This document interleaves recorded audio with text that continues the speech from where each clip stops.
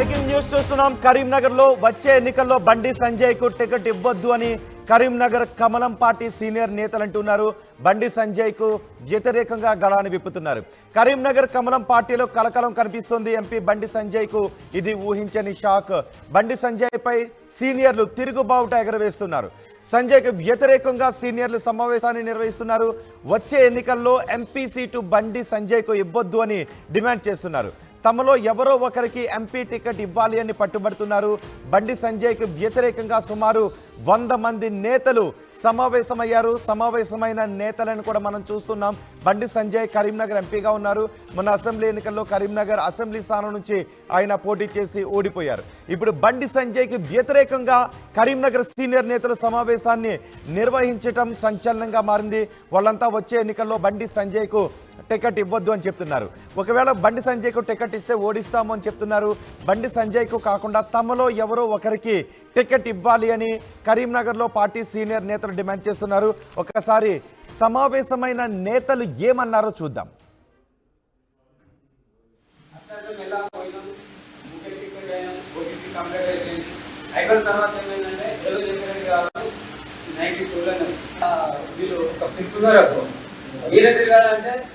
నేను తిరిగిన కొద్ది తెలిసి అండర్ గ్రౌండ్ నుంచి అందరూ వచ్చుకుంటా అక్కడ మాకు అర్థం కాక మేము కూడా అదే పని చేసి నేను ఉంటే తిన్నాను కాబట్టి దానికి కూడా ఒక 10 మంది అంటే అప్పుడు ఈ మొన్న పాపం మిత్రుడు రామ్ లాంటి వాడు మొన్న చనిపోయాడు. అదే దేవత చింతనగర్ కార్యకర్త బాగా ఇస్తున్నారంటే మా ఇంటి దగ్గర తెచ్చి ఇది తీసుకొచ్చి పెట్టి అందరూ అనుకుంటారు నా వాడదే చేసిన, ఎందుకంటే నేను ఇవ్వని లేదు. అవమానాలు పడి మళ్ళీ బాగా దిగిన అవమానాలు పడి ఏడుపొస్తుంది. ఒకసారి బనాయించున్నారు, నన్ను బనాయించున్నారు. ఇలా పార్టీగా చేయవా నేను ఇవ్వరు కూడా, నేను చచ్చిపోయేదాడు కూడా నేను బీజేపీ ఉంటాను, నేను ఒక నిర్ణయం చేస్తున్నా. ఏం లేనోడు ఇలా పార్టీలు లేనోడు ఇలా హెలికాప్టర్ ఎక్కిపోతాడు. మోడీ గారి బాధ అనిపిస్తుంది ఒకసారి. సరే ఫోటో దిగుతున్నాను కాదు, మీకు చాలా ఉన్నాయి చెప్తాను కానీ మీరు మొన్న ఎలక్షన్ విషయాల్లో మీ వాడ మీరు తిరిగిరా అంటున్నారు. మీ అధ్యక్షుడు ఏమంటారు క్యాటరింగ్ అంతా ఓన్ చేసినా మనం వేసుడు నడుతుంది మంది ఎవరు ఇచ్చినామని నాకు 300 రూపాయలు 500 రూపాయలు వస్తుంది. కానీ ఇక నేను సంత చేయాలంటే బీజేపీ అన్ని నాకు చాలా ఉన్నాయి చెప్పక్కర్లేదు. బండి సంజయ్కి వ్యతిరేకంగా సమావేశాన్ని నిర్వహించారు. సుమారు 100 మంది నేతలు తమలో ఎవరో ఒకరికి వచ్చే పార్లమెంట్ ఎన్నికల్లో టికెట్ ఇవ్వాలి అని బండి సంజయ్కు ఇవ్వద్దు అని డిమాండ్ చేస్తున్నారు.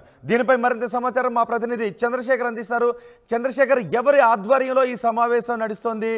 ఎందుకు బండి సంజయ్కు టికెట్ ఇవ్వద్దు అని డిమాండ్ చేస్తున్నారు? ఈ నేతల సమావేశంపై బండి సంజయ్ రియాక్షన్ ఏంటి? Thank you Rohit.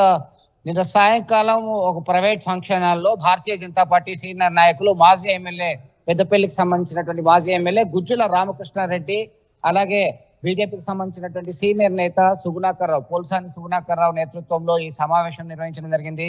ఉమ్మడి కరీంనగర్ జిల్లా వ్యాప్తంగా 13 అసెంబ్లీ నియోజకవర్గాలు ఉన్నాయి. 13 అసెంబ్లీ నియోజకవర్గాల నుంచి ప్రతి నియోజకవర్గం నుంచి కనీసం 5 చొప్పున అందరూ కూడా సమావేశానికి హాజరయ్యారు. తామంతా సీనియర్లము, చాలా కాలం నుంచి పార్టీ కోసము అన్ని వదులుకొని పార్టీ ప్రతిష్ట పెంచడానికి కొరకు, పార్టీ అభివృద్ధి కొరకు పనిచేశాము. అయితే తమరెవరిని కూడా పట్టించుకోవట్లేదు. బీజేపీ రాష్ట్ర అధ్యక్షునిగా ఉన్నటువంటి సమయంలో సైతం ఆయన పట్టించుకోనప్పుడు హైదరాబాద్ లో రాష్ట్ర వ్యాప్తంగా ఉన్నటువంటి అసమ్మతివాదులందరూ కూడా 2 సార్లు సమావేశమయ్యారు. దానిపైన అధిష్టానం సీరియస్ గా తీసుకున్నటువంటి అంశం విదితమే. అయితే తాజాగా కరీంనగర్ ఎంపీగా భారతీయ జనతా పార్టీ జాతీయ ప్రధాన కార్యదర్శిగా కొనసాగుతున్నటువంటి బండి సంజయ్ కుమార్ ఆయన ప్రవర్తన, వ్యవహార శైలి మాకు నచ్చట్లేదు, మమ్మల్ని ఎవరిని కూడా పట్టించుకోవట్లేదు, మనకు ప్రాధాన్యత ఇవ్వట్లేదు అని చెప్పేసి సీనియర్లు కినుక వహిస్తున్నటువంటి పరిస్థితి. వచ్చే ఎన్నికల్లో, లోక్సభ ఎన్నికల్లో ఒకవైపు రాష్ట్రంలో, తెలంగాణ రాష్ట్రంలో 8 స్థానాలు పక్కాగా గెలుపొందాలని చెప్పేసి అటు జాతీయ స్థాయి నాయకత్వము, రాష్ట్ర హైకమాండ్ సైతం దృష్టి పెట్టినటువంటి నేపథ్యంలో తాజాగా కరీంనగర్ ఎంపీ పదవి పైన, ఎంపీ ఎలక్షన్స్ లో ఎట్లా ముందుకెళ్లాలని చెప్పేసి తాజా వ్యూహంతో ముందుకెళ్తున్నారు బండి సంజయ్. ఈ క్రమంలో ఈ మీటింగ్ పెట్టడము, అసమ్మతివాదులు గలాలు విప్పడం అనేది ఒక తలనొప్పిగా మారిందని చెప్పుకోవచ్చు. ఈ క్రమంలో వాళ్ళు ఒకటే చెప్తున్నారు, గతంలో జనశక్తి నక్సలైట్ ఉద్యమం ఉన్నప్పుడు, పీపుల్స్ వార్ గ్రూప్ ఉద్యమం ఉన్నప్పుడు మేమందరం కూడా నక్సలైట్లకు వ్యతిరేకంగా భారతీయ జనతా పార్టీ కోసం పనిచేశాము. గతంలో ఎంపీటీసీలు, సర్పంచులు, ఎమ్మెల్యేలు అందరూ ఉండేవాళ్ళు. అయితే తాజాగా జరిగినటువంటి ఎన్నికల్లో కేవలం ఒక్క సీటు కూడా ఉమ్మడి కరీంనగర్ జిల్లాలో 13 సీట్లలో ఒక్కటి కూడా గెలిపించలేకపోయారు. దీనికి ప్రధానమైనటువంటి కారణం ఆయన యొక్క నిర్లక్ష్య వైఖరి వల్లనే పార్టీ ప్రతిష్ట దెబ్బతింది, పార్టీ దిగజారిపోతుంది అని చెప్పేసి ఆరోపణలు చేస్తున్నటువంటి పరిస్థితి ఉంది. మొత్తం మీద ఆయనకు కాకుండా మాలో ఎవరికైనా భారతీయ జనతా పార్టీ నుంచి కరీంనగర్ లోక్సభ అభ్యర్థిగా టికెట్ ఇవ్వాలని చెప్తున్నటువంటి పరిస్థితి. మొత్తం మీద బండి సంజయ్ ఇప్పటికే ఆ గతంలో సైతం ఆయన రెస్పాండ్ అయ్యారు. అదంతా కూడా జాతీయ స్థాయి నాయకత్వం చూసుకుంటుంది, తన పని తాను చేసుకోగలుగుతాను, పార్టీ ప్రతిష్ట కోసము, పార్టీ మనుగడ కోసం, అభివృద్ధి కోసం నిరంతరము శక్తి వంచన లేకుండా నేను కృషి చేస్తూనే ఉంటాను, పార్టీ కార్యకర్తలను నేతలను అందరినీ కలుపుకొని సమన్వయంతో పనిచేస్తూనే ఉన్నాను, అయినప్పటికీ కూడా అనేవాళ్ళు అంటేనే ఉన్నారు అనేటువంటి కోణంలో బండి సంజయ్ కు సంబంధించినటువంటి రియాక్షన్ గా చెప్పుకోవచ్చు. మొత్తం మీద ఉమ్మడి కరీంనగర్ జిల్లా వ్యాప్తంగానే కాదు, ఈ షాక్, ఈ అసమ్మతి నేతల గలాలు అనేటివి గత ఎన్నికల్లో మొన్నటి అసెంబ్లీ ఎన్నికల్లో కూడా బండి సంజయ్ కేవలం దగ్గరగా 3000 ఓట్ల తేడాతోనే ఓడిపోయారు. ఇప్పుడు సమావేశమైన నేతలంతా కరీంనగర్ లో బండి సంజయ్ కి వ్యతిరేకంగానే పనిచేశారనుకోవాలా? ఎస్, ఖచ్చితంగా మీరు అన్నట్టుగా బండి సంజయ్ భారతీయ జనతా పార్టీలో వేరే వాళ్ళు ఎవరో శత్రువులు లేరు. గతంలో ఈ సంస్కృతి అనేది కాంగ్రెస్ పార్టీలో ఉండేది. అయితే తాజాగా జాతీయ స్థాయి పార్టీగా అవతరించినటువంటి నేపథ్యం ఎప్పటి నుంచో జాతీయ స్థాయి పార్టీగా ఉంది. ఈ కలంకం అనేది భారతీయ జనతా పార్టీని పట్టి పీడిస్తుంది. దానిలో భాగంగానే ఇప్పటికే మనం చూస్తున్నాం రోహిత్, ఒకవైపు హుదరాబాద్ నుంచి మాజీ ఎమ్మెల్యే ఈటల రాజేందర్, అలాగే బండి సంజయ్కి సంబంధించినటువంటి వర్గీయులు, అనుచరులందరూ కూడా పరస్పరం సోషల్ మీడియా వేదికగా ఒక వార్ కొనసాగుతుంది. ఈ క్రమంలో తాజాగా ఇటువంటి పరిస్థితి నెలకొనడం అనేది భారతీయ జనతా పార్టీ నిజమైన కార్యకర్తలకి, చిత్తశుద్ధితో పనిచేసే వాళ్ళకి ఒక తలనొప్పిగా మారింది అని చెప్పేసి వాళ్ళు చెప్తున్నటువంటి పరిస్థితి. దీన్ని ఎట్టి పరిస్థితుల్లో సహించేది లేదు. బండికి వ్యతిరేకంగా కూటమి కడుతున్న, బండికి వ్యతిరేకంగా సమావేశాలు నిర్వహిస్తున్న వాళ్ళతో బండి సంజయ్ ఏమన్నా మాట్లాడే అవకాశం ఉందా? కలుపుకొని వెళ్లే విధంగా ఏమన్నా ట్రై చేసే అవకాశం ఉందా?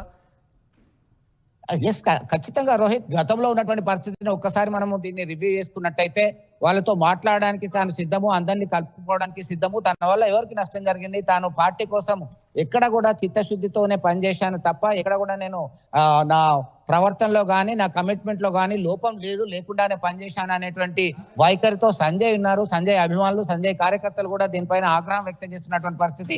ఇప్పటికే జాతీయ స్థాయి నాయకత్వానికి కూడా దీనిపైన ఫిర్యాదులు అందాయి. ఫిర్యాదు అందినటువంటి నేపథ్యంలో ఇట్లాంటి కార్యక్రమాలకి మీరు అవకాశం ఇవ్వద్దు, అసమ్మతి రాగాలు వినిపించద్దు. గతంలో చెప్పాము, మళ్ళీ తాజాగా చెప్తున్నాము, ఇది మంచి పరిణామం కాదు, పార్టీ ప్రతిష్టకి, పార్టీ అభివృద్ధికి ఇది ఆటంకంగా మారుతుంది అని చెప్పేసి ఆదేశాలు జారీ చేశారు. చూద్దాం మనం ఎట్లా ఉండబోతుంది. ఎందుకంటే రెండు వర్గాలుగా ఉన్నటువంటి నేపథ్యంలో ఒకవైపు భారతీయ జనతా పార్టీలో కీలకమైనటువంటి నేతగా ఒక కార్పొరేటర్ స్థాయి నుంచి, సామాన్య కార్యకర్త స్థాయి నుంచి భారతీయ జనతా పార్టీ రాష్ట్ర అధ్యక్షుడిగా, జాతీయ స్థాయి ప్రధాన కార్యదర్శిగా ఇంతింతై ఎదిగినటువంటి సంజయ్ కి వ్యతిరేకంగా ఇవన్నీ పావులు కలుపుతున్నటువంటి నేపథ్యంలో దానిలో ఎంతవరకు వాస్తవం ఉంది, నిజంగా సంజయ్ దగ్గర ఏమన్నా లోపాలు ఉన్నాయా, ఉంటే సంజయ్ కి కూడా చెప్పడానికి సిద్ధమని జాతీయ స్థాయి హైకమాండ్ భావిస్తున్నటువంటి తరుణంలో ఇక్కడ నేను సైతం నా లోపాలు ఉంటే సరి చేసుకుంటా అని చెప్పేసి ఖచ్చితంగా స్పష్టమైన వైఖరితో సంజయ్ ఉన్నటువంటి పరిస్థితి. మరొక వైపు ఊరికే అన్ని పదవులు ఆయనకే కావాలా, ఎంపీ పదవి మీకు పోటీ చేస్తాం, మాకు అవకాశం ఇవ్వండి సీనియర్లం అని చెప్పేసి చెప్తున్నటువంటి పరిస్థితి